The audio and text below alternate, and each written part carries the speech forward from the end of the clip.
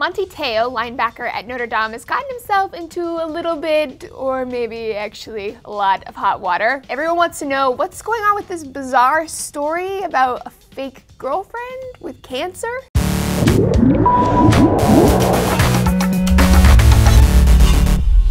Hey there everyone, I'm Laci Green and this is DNews. So there's this football player, Manti Te'o, who has this girlfriend who's terminally ill with cancer. Their relationship is mostly online, but he tells people about their dates, how they got a little frisky together, you know, holding hands. But then his girlfriend suddenly dies, and he still plays this super epic game of football in her honor. And the whole country is amazed, like, whoa, he lost his grandma and his girlfriend, and he just kicked some ass. Go Te'o. But then things got kinda weird. He gets this award and all this positive press for his struggle, and the media starts to look into this dead girlfriend of his. And long story short, they find out that his girlfriend wasn't a real person. That's awkward. The messages, the conversations were all orchestrated by a couple of his friends, or maybe he and his friends. Nobody's really sure what exactly happened yet. There are more awkwardish things about this though. Beside the awkwardish act of faking a girlfriend, there's also the awkwardish fact that making someone up who then dies tragically before anyone can meet them isn't that uncommon. I'm not saying that he was involved in making her up, but if he was, our man Te'o is not alone. There are numerous folks, although most are not high-profile athletes, who admit to making up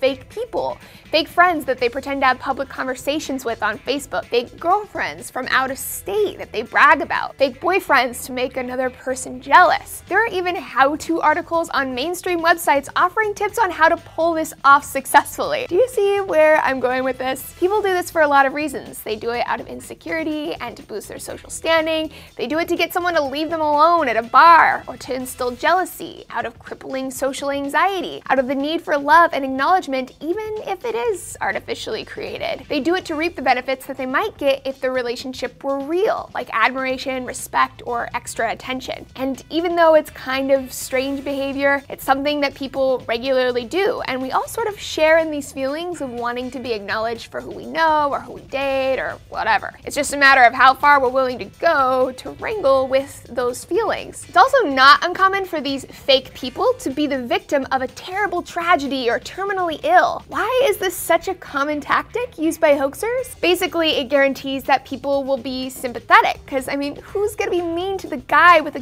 dying girlfriend? Even big jerk faces won't do that. The cancer story can add intimacy, urgency, and drama to the person's real life relationships as well, because even though people don't really want to admit it, we do kind of get off on tragedy in this weird way. Mainly tragedy that isn't gonna affect us personally in a serious way. Having a diseased loved one is also relatable. Most people know someone with a disease, and so it's believable. But there's also another reason why these relationships are constructed on the premise of looming death. It's more believable when the hoaxer needs to kill them off. In the event that someone asks to meet them, there's always that cancer looming there on the back burner. Oh, I'm sorry, you can't meet her. She's dead. And so, Te'o. You know, we don't know what's gonna become of this situation yet. I guess he's got an interview with Katie Couric and their private investigators and the whole shebang coming up. With the details that have been released so far, it does seem possible that he did fake it, like people do, and it just got out of hand because he's got a lot of eyes on him. It also seems possible that this was an elaborate prank by his friends that he went along with because he kind of liked the benefits of the fake relationship. Who knows? I don't know.